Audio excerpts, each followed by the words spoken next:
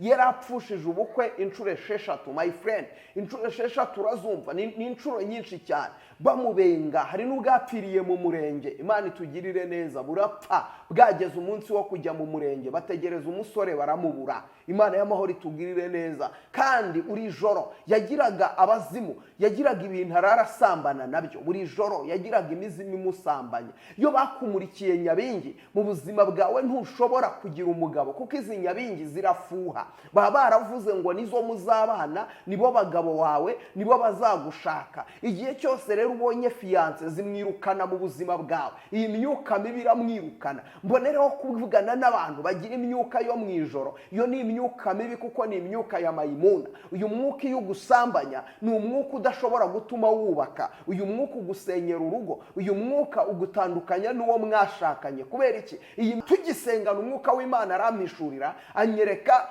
yuko papa wiwe yari afite nyabingi, ari nyabingi baterekeraga mu muryango w'iwabo. Ndangije ndamubaza ntise, Imana inyeretse mu muryango w'iwanyu hariyo akazu k'ibyatsi mwajyaga mujyanamo na papa wawe afite inyama n'agacuma, ndetse agiye muri ako kazu. Arambwira ati Prophet, urabibonye ibyo bintu birahari, byarabaye, twajyaga tujyana, ndetse rimwe na rimwe najyaga njya ku nyama byabaga ziri muri ako kazu. Imana y'amahoro itugirire neza. Ni ukuvuga ngo yararwaye ibibyimba mu nda. Imana y'amahoro itugirire neza. Ibi bibyimba amajije kuba birwaye mu nda, turasengana, ariko bari baramubwiye ngo byatangiye kuzana kanseri mu nda yiwe. Igikurikiyeho ni ukumubaga, ariko aza kundeba avuga ati nsengera niba nambaga nzave ku iseta amahoro. Njyewe ndasenga, nsenze umwuka w'Imana arambwira ngo ntabwo bazamubaga kandi Imana imukijije kanseri. Arangije arambwira ati hoya mukozi w'Imana, oya icyo kireke, icyo ngicyo cyihorere, ibi ngibi bizampitana ndabizi.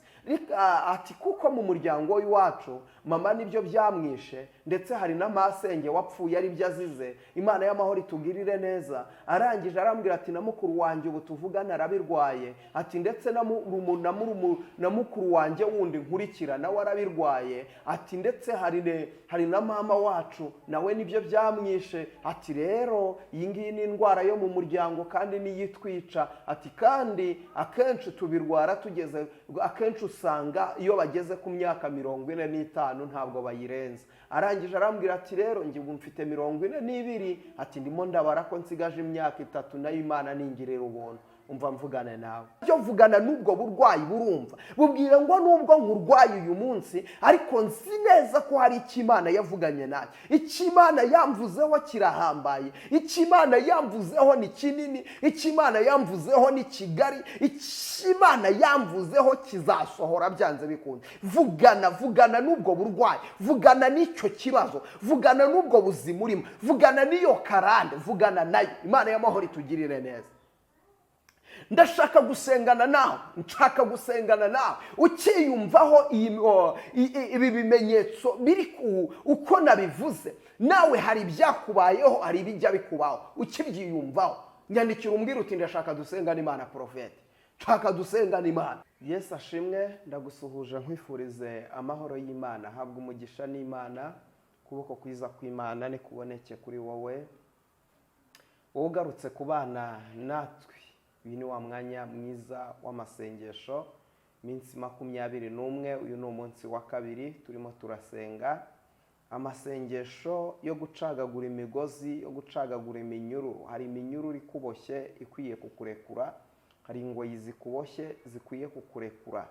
Ejo nababwiye ibintu 7 bigaragara ku buzima bw'umuntu bikagaragaza kuboshye, bikagaragaza ko hari iminyururu ikuriho ikeneye gucika. Kandi abantu benshi bagiye bagaragaza ko iyo minyururu bariho, ariko nzi neza ko hamwe no gusenga biraza kuvaho mu izina rya Yesu. Yesu yigeze avuga ijambo rikomeye cyane, aribwira Petero, aramubwira ngo bene uwo mudayimoni ntiyirukanwa n'ikindi uretse gusenga no kwiyiriza ubusa. Gusenga rero kujya gukuraho imbaraga z'abadayimoni, gusenga kujya guca inzira aho zitari ziri. Uyu munsi tugiye kuvuga ibindi bintu muri biriya bintu 7 uko twabivuze.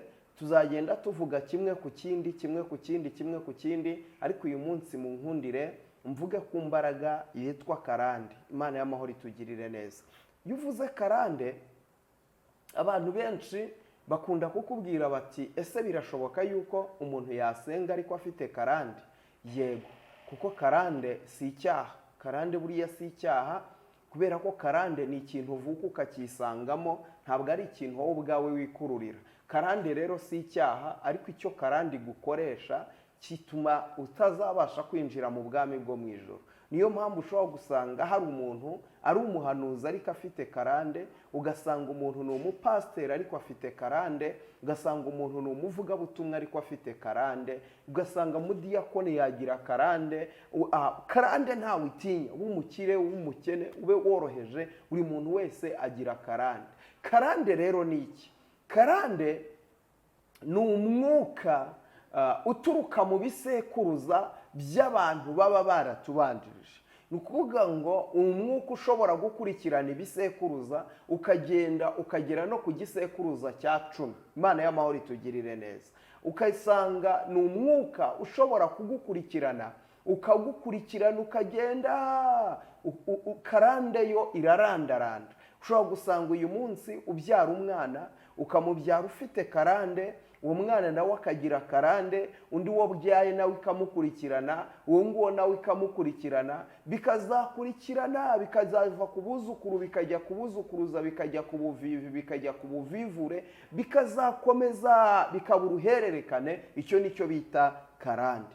Karande rero urayibwirizanya, karande urayisengana, karande urayikorana imirimo yose. Imana y'amahoro itugirire neza. Hari abantu rero bakunda kubaza bati se karande ko iyo umuntu akijijwe yakomeza kugira karande gute kandi yarakijijwe? Ndabyemera. Iyo umuntu akijijwe aba abaye icyaremwe gishya, kuko ijambo ryo rirambwira ngo iyo umuntu ari muri Kristo Yesu aba ahindutse icyaremwe gishya. Ibya kera biba bishize agahinduka icyaremwe gishya. Imana y'amahoro itugirire neza. Iyo rero ubaye icyaremwe gishya, Imana y'amahoro idutabare, na karande igenderamo. Imana y'amahoro itugirire neza. Karande yongera kugaruka ryari? Igihe wongeye kuva muri ya masezerano ukongera ugakora iby'Imana idashaka. Iyo ukoze icyaha, karande irongera igatangira bundi bushyashya. Kubera iki? Uyu munsi iyo dayimoni bayikwirukanyemo ntabwo ijya kure, yihora izerera hafi aho ngaho. Itegereje iki? Itegereje igihe uzagira intege nkeya kugira ngo yongere igaruke, kuko izerera ishakisha ahantu ho gutura. Niko Bibiliya ivuga. Bibiliya iravuga ngo umudayimoni iyo bamwirukanye mu muntu aragenda akazerera. Iyo azerereye aba ashakisha ubuturo. Noneho rero ngo aragenda yabona wongeye kugira intege nke agahita yongera akakugarukamo. Nta kugarukamo ari umwe, akugarukamo ari kumwe n'abandi badayimoni bamurusha ubukana bikubye inshuro 7.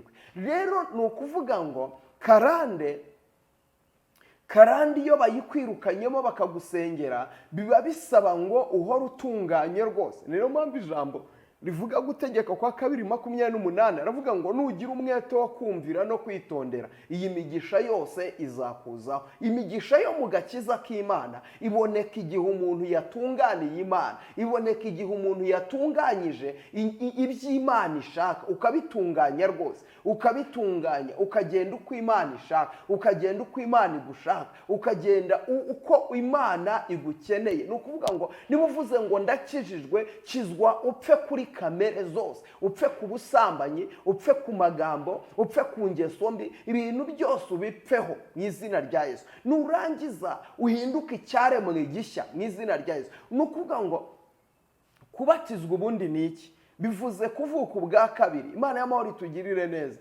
Noneho kuriya bakucubiza mu mazi bivuze ngo upfanye na Yesu, uzukanye nawe. Mu yandi magambo, we wa kera wari ukwiriye gupfa hakazuka undi mushyashya.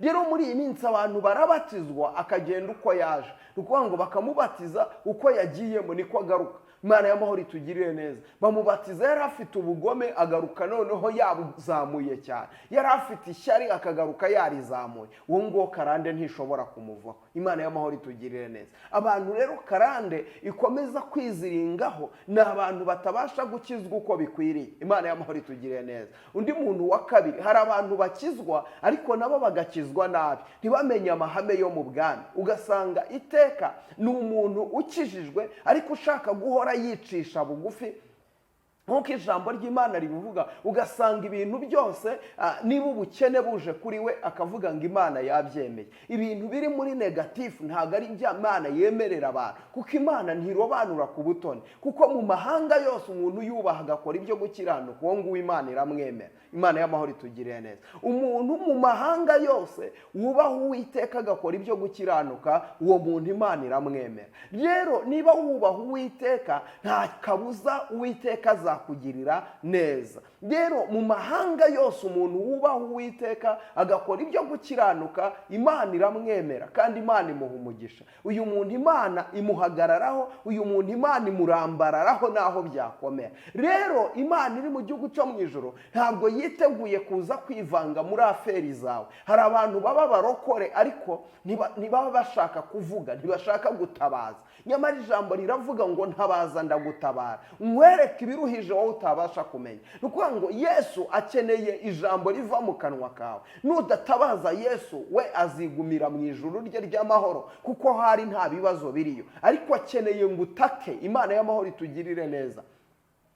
Ngo hari impumyi Yesu yaciyeho, ngo amaze gucaho ngo irabyumva ko ari Yesu w'i Nazareti unyuzeho. Ndavuga ngo uko byagenda uko ariko kose, Yesu yaranyuzeho ayireba, Yesu yaranyuzeho abibona ko ihari. Ariko Yesu icyo yarakeneye ko iyi mpumyi imuhamagara, irataka cyane, iravuga ngo Yesu mwene Dawidi mbabarira. Yesu nawe akeneye kutaka. Imana itugirire neza. Akeneye kutaka. Imana itugirire neza. Akeneye kuhamagara, akeneye gushyira urushyi ku munwa, ugahamagara, ugasenga mu izina rya Yesu.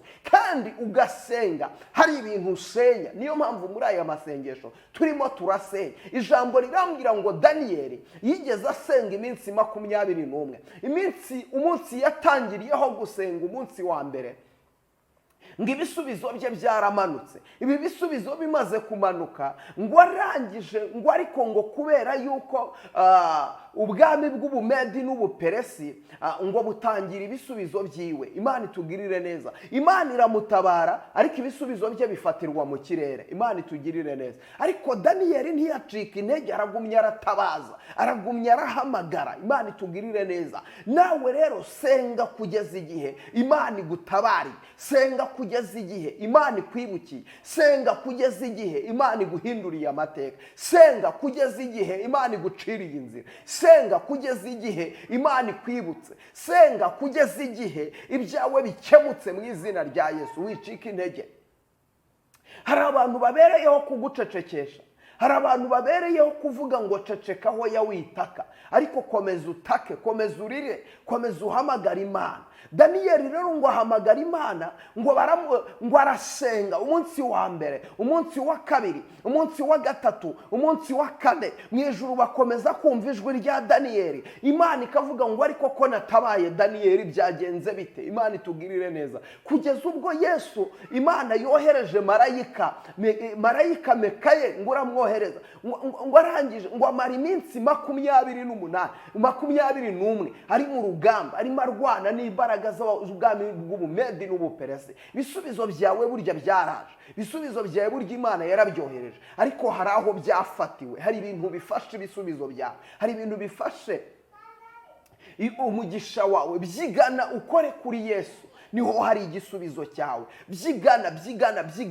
Byigana ugerageze ukore kuri Yesu. Byigana muri aya masengesho, ubyigane. Nari nkivuga karande rero karande, iyo udakijijwe neza, karande ba ku buzima bwawe, uyu mwuka ukagutsikamira. Niyo mpamvu mu buzima ukeneye umuntu w'Imana musengana, ukeneye umuntu uguhagurutsa, ukeneye umuntu uhagararana nawe. Umva ijambo ry'Imana Maganya ya Yeremiya 5 ku murongo wa 7 ukuntu havuga. Haravuga ngo ba data bakoze ibyaha kandi ntibakiriho, natwe turi hano turaho twikoreye ibicumuro by'ibyaha byabo. Abagaragu nibo badutegeka, ntawe wo kuduhoza uhari. Ariko ba data bakoze ibyaha, ba data bakoze ibyaha byo guterekera, ba data bakoze ibyaha byo kubandwa, ba data bakoze ibyaha byo gukorera imandwa. Hari ibyaha ba data bakoze, barabandwa, baraterekera, ndetse bagutangamo ibitambo. Hari umukobwa unkurikiye uyu munsi nturashakwa kubera yuko bakumurikiye Nyabingi, uri umugirwa wa Nyabingi,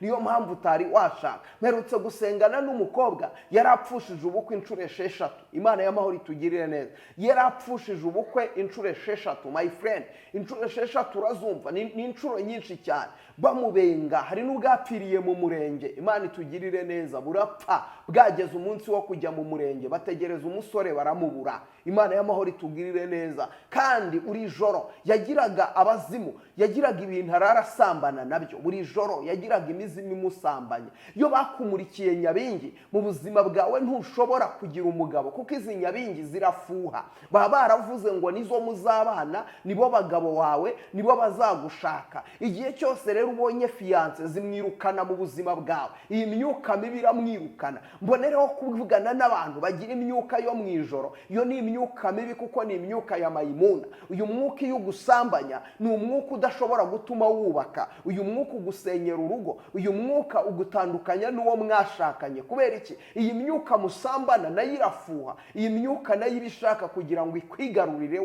yonyine, igira ngo mubane yonyine. Nta mugisha ushobora kubona, nta kintu ushobora gutunga, kuko uko musambana ni nako igusahura, kuko uko musambana ni nako ikwiba, uko musambana ni Imana y'amahoro itugirire neza. Rero yagiraga imyuka izikamusambanya mu ijoro. Iyo myuka ikamusambanya, bagasambana.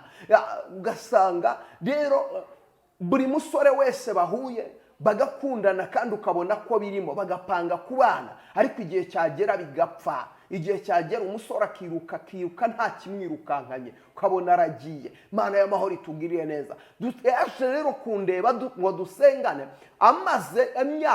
amaze gupfusha ubukwe inshuro 6 zose. Ubukwe bwe bupfa, byanga, bagerageza gukora ariko bikanga. Dusengana Imana, tugisengana umwuka w'Imana arampishurira, anyereka yuko papa wiwe yari afite Nyabingi, ari Nyabingi baterekeraga mu muryango w'iwabo. Ndangije ndamubaza ntise, Imana inyeretse mu muryango w'iwanyu hariyo akazu k'ibyatsi mwajyaga mujyanamo na papa wawe, afite inyama n'agacuma, ndetse agiye muri ako kazu. Arambwira ati, Prophet, urabibonye, ibyo bintu birahari, byarabaye, twajyaga tujyana, ndetse rimwe na rimwe najyaga njya ku nyama byabaga ziri muri ako kazu. Imana y'amahoro itugirire neza. Ni ukuvuga ngo Imana irangije inyereka yuko bamumurikiye Nyabingi, bamugize umugirwa wa Nyabingi.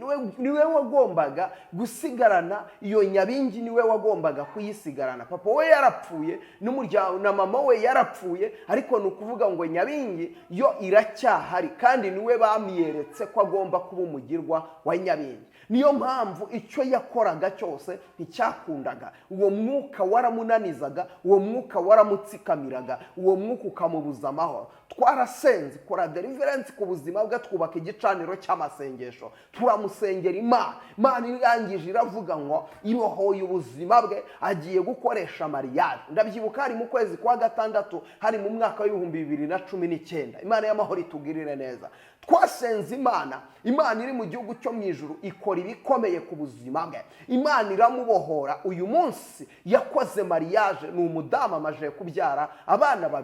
Imana iri mu gihugu cyo mu ijuru rero irabohora, kandi Imana iri mu gihugu cyo mu ijuru iratabara. Hari igihe baba barakumurikiye Nyabingi, ukagerageza gushaka ariko bikanga, ndetse wagira ngo uranubatse, uyu munsi ugasanga urugo rwawe rurasenyutse. Uhora usenya, uri umwuka ubuzima bwawe, hariho umwuka wo gusenya, ugahora uva mu rugo rumwe ukajya mu rundi, ugahora uva ahangaha ukajya ahangaha. Ndetse hari n'abantu babaho ugasanga barasenye nta n'icyo bapfuye, ugasanga wowe n'umugabo wawe ntacyo mupfuye, ariko muhisemo gutandukana. Uwo nawo ni umwuka ubaho, utanya abantu, ukabatanya rwose. Kubera iki? Kuri we ntihariho kubaka, hari umwuka ukunaniza, hari umwuka ugusenyera. Ibi bintu ni ibintu mukwiriye kwitondera, ndetse ukumva yuko ari ibintu ukwiriye gusengera cyane, kandi ugasenga ushyizeho imbaraga. Buriya abantu benshi barasenga ariko ntibazi gusenga.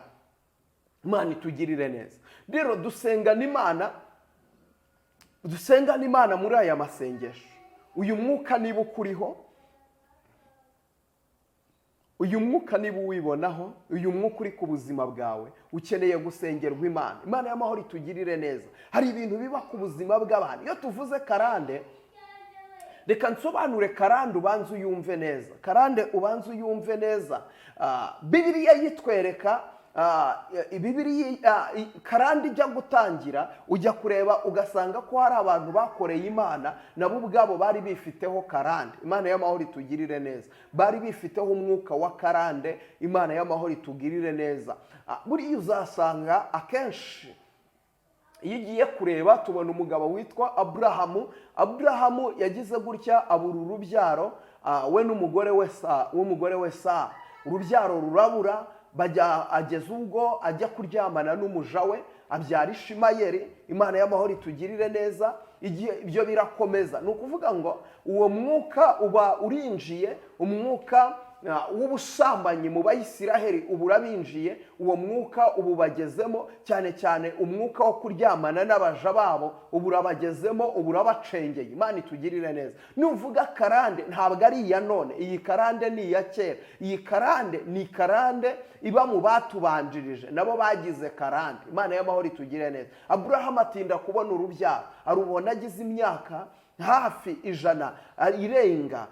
Umugore we Sara ari muri 95. Imana itugirire neza. Igihe kiragera babyara umwana wabo Isaka aragenda ashaka Rebeka amaze kumushaka baragenda babura urubyaro, birakomera, biba birebire cyane. Igihe kiza kugera, Imana ibagirira ubuntu, baza kubyara impanga ariyo Esawu na Yakobo. Uyigeze kwa Yakobo nawe usanga iyo karande yarahabaye. Imana y'amahoro itugirire neza. Nuko ngo ni karande yabaye uruhererekane. Imana y'amahoro itugirire neza. Izina ry'Uwiteka nirihabwe icyubahiro. Reka tugende turebe kuri karande yabaga kwa Dawidi. Buriya karande y'ubusambanyi ituruka kwa Dawidi. Ni umwuka wabaga kwa Dawidi, ukaba umwuka w'ubusambanyi. Ni karande yari iri muri iki gisekuruza ureba ukabona. Dawidi ubona yuko yari umusambanyi, koko yari umusambanyi, kandi koko akabikora. Imana itugire neza. Tubona ko aho yabyaye Salomo, witwa Salomo, yamubyaye kuri Mukawuriya,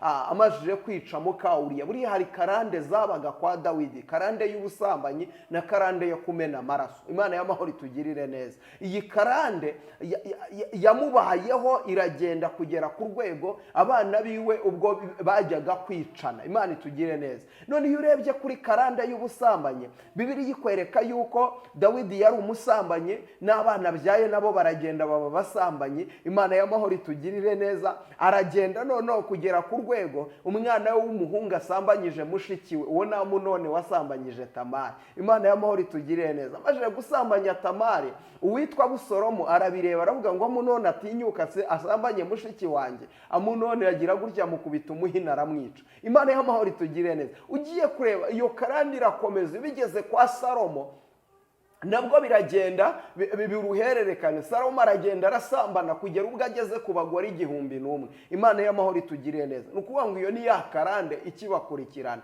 Imana y'amahoro idutabara. Ya karande yo kumena amaraso yarakomeje kugeza ubwo Dawidi agiye gupfa, yagize gutya akavuga ngo Salomo mwana wanjye. Mu byo yamuraze, icyambere yaramubwiye ngo Salomo mwana wanjye, ujye umenya Imana ya so, iyo yakoreraga nawe aba ari yo uzakorera. Ariko arangije hari ijambo yamubwiye. Dawidi ajya gupfa, yagiye gupfa Yowabu agihari. Imana y'amahoro itugirire neza. Arangije aramubwira ngo ntuzamukundire ko yinjira mu mva yashaje utamuvushije amaraso. Arongera amubwira ko bita Shimeyi wigeze kumuvuma ubwo yirukaga mu ishyamba, arimo yirukanwa n'umuhungu we Abusalomu. Abusalomu uriya yigeze yimikura se ku ngoma, Abusalomu ayicaraho. Dawidi arazerera mu ishyamba avuye ku bwami. Imana y'amahoro itugirire neza. Rero nibwo yahuraga na Shimeyi bakamuvuma, arangije aravuga ngo nawe ntuzamukundire yamvumye umuvumo mubi. Urumva ibyo ni ibintu yagiye amuhereza n'ibindi byinshi cyane. Nagira ngo nkwereke yuko no mu batubanjirije iyi karande si ya nonaha, ntabwo ari iy'ubu ngubu. Iyo uvuze karande zibamo amoko abiri. Ushobora kugira karande mbi, hari na karande nziza zibaho, kuko uyu munsi umwana wavukiye mu muryango w'abakomeye byanze bikunze nawe aragumya agakomera. Iyo wavukiye mu muryango w'abatindi, naho wakwiga amashuri 1000 uretse kugirirwa imbabazi z'Imana. Imana itugirire neza. Iyo wavukiye habi, ukiga habi, ugakurira habi, warangiza wajya no kugira inshuti, ugira inshuti z'abatindi ziri aho ngaho, byanze bikunze biba biri aho ngaho. Buriya kuvuka habi nabyo biri mu bintu bidindiza abantu, biri mu bintu bituma umuntu atabasha kugira aho agera. Ariko iyo wavutse mu muryango ukomakomeye, nta gupfa nk'abandi bantu, cyane cyane iyo wamenye Imana. Imana itugirire neza. Karande rero iyo mu muryango w'iwanyu bari abakire, byanze bikunze nawe uba umukire. Iyo mu muryango w'iwanyu bari bakomeye, nawe byanze bikunze urakomera. Kubera iki? Bagusigira bwa bukire bw'iwanyu, nawe ukabukomezanya. Mu muryango w'iwanyu rero hari igihe usanga bari bafite amafaranga, baratunze amafaranga, byanze bikunze nawe iyo ugiye kuyashaka ntabwo bikugora, kubera yuko ayo mafaranga arakwitaba kuko yigeze kuba mu muryango w'iwanyu. Imana itugirire neza. Mu muryango w'iwanyu niba barubatse amazu, uyu munsi iyo ugiye kubaka inzu ntabwo uba ugiye gushyiraho ikintu kitabayeho, ni ukuvuga ngo uba ugiye kubaka ikintu cyahozeho. Mu muryango w'iwanyu niba baruriraga indege bakagenda, byanze bikunze nawe uyu munsi kurira indege ntibikugora. Imana y'amahoro itugirire neza, ntibikugora. Imana itutabara.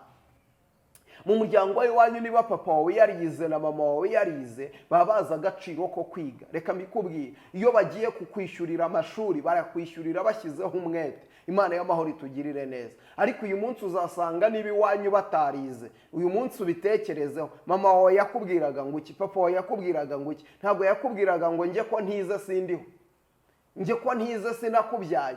Imana y'amahoro itugirire neza. Uzasanga rero kubera uwo ni wo mwuka nyine nibyo bazi. Imana y'amahoro itugirire neza. Izina ry'Uwiteka nirikirwe hejuru. Rero uyu munsi uzasanga aho umuntu yavukiye iteka hahora hamukurikirana. Ahashize hawe iyo ugiye kugira aho ugera hakwitambika imbere. Hari abantu baba bafite amateka ahora barondora, ugasanga hari umwuka uhora ukurondora. Iyo ugiye gutera intambwe uyu mwuka urakurondora. Wagira ikintu ujya gukora uyu mwuka atariko shawe nturi mwene ntumeze gutya. Mbega ugira umwuka uhora ukurondora, ugira umwuka uhora uguca intege, ugira umwuka uhora ukunaniza, ugira umwuka uhora ukusubiza inyuma. Ibintu byose ugiye gukora uyu mwuka urakunaniza. Imana y'amahoro itugirire neza. Karande rero, hari abantu bagira karande ugasanga bafite karande z'ubusambanyi. Ugasanga mu muryango w'iwanyu papa wawe yari umusambanyi n'ikimenyimenyi, yari afite abagore barenze 5. Ugasanga mama wawe nawe yagiye agira abagabo barenze bangahe, kuba ngo yakubyaye nko ku mugabo wa 5. Uwo mwuka ukagukurikirana, ugasanga mu muryango w'iwanyu papa wawe ntiyubatse urugo rumwe, nawe uzasanga kenshi uri mu rwana n'amateka yo kugira ngo wubake urwo rugo, wubake urugo rumwe. Usanga iteka ibyabaye mu muryango w'iwanyu amateka arimo agenda akagaruka yisubiramo.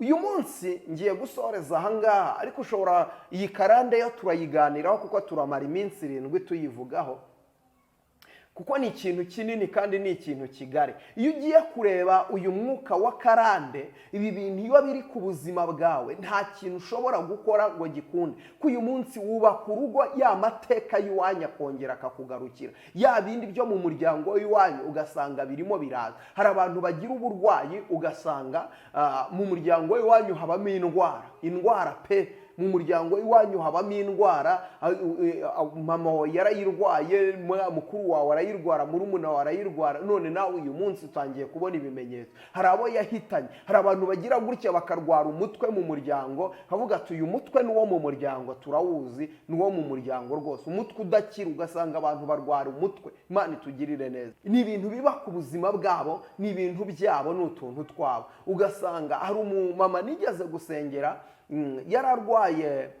yararwaye ibibyimba mu nda. Imana y'amahoro itugirire neza. Ibi bibyimba amajije kuba birwaye mu nda, turasengana, ariko bari baramubwiye ngo byatangiye kuzana kanseri mu nda yiwe. Igikurikiyeho ni ukumubaga, ariko aza kundeba avuga ati nsengera niba nambaga nzave ku iseta amahoro. Njyewe ndasenga nsenze umwuka w'Imana arambwira ngo ntabwo bazamubaga kandi Imana imukijije kanseri. Arangije arambwira ati hoya mukozi w'Imana, oya icyo kireke icyo ngicyo kihorere, ibi ngibi bizamitana ndabizi.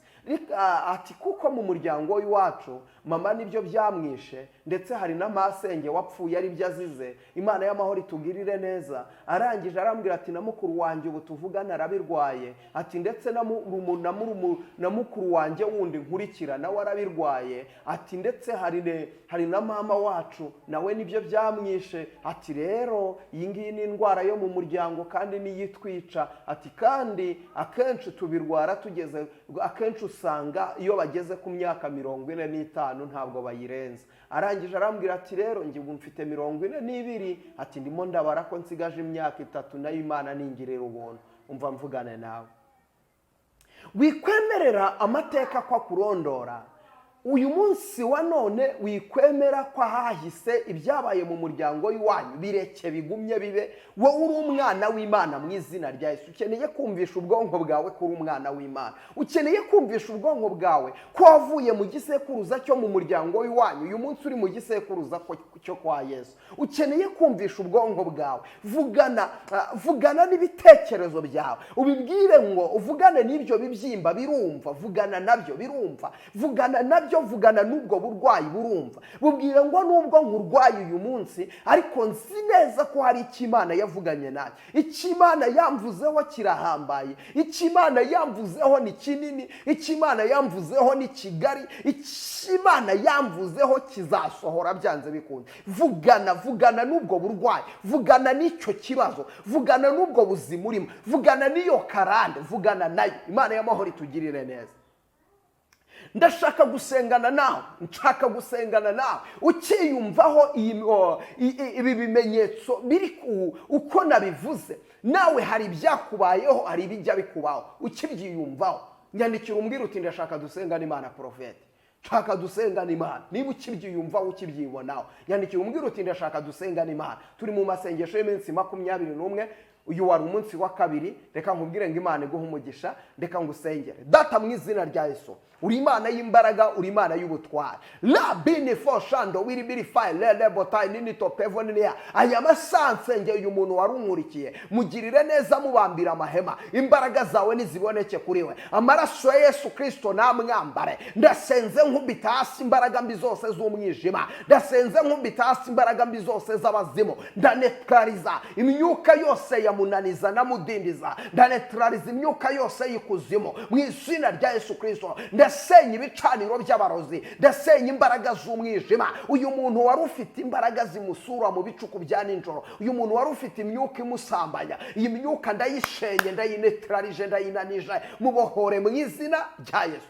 Mana humugisha umuntu wese wankurikiranye muri iki kiganiro, umugirire neza. Urakoze Kristo umwami Imana. Amen. Imana y'amahoro iguhe umugisha. Ibiganiro byacu byo nakagaruka. Reka nkubwire ngo ukuboko kwiza kw'Imana nikuboneke kuri wowe. Shalom shalom. Imana y'amahoro ikwishimire kandi Imana y'amahoro ikuremera umunezero. Turacyakomeje amasengesho yacu. Imana y'amahoro ibagirire neza, Uwiteka abarebe neza. Amen.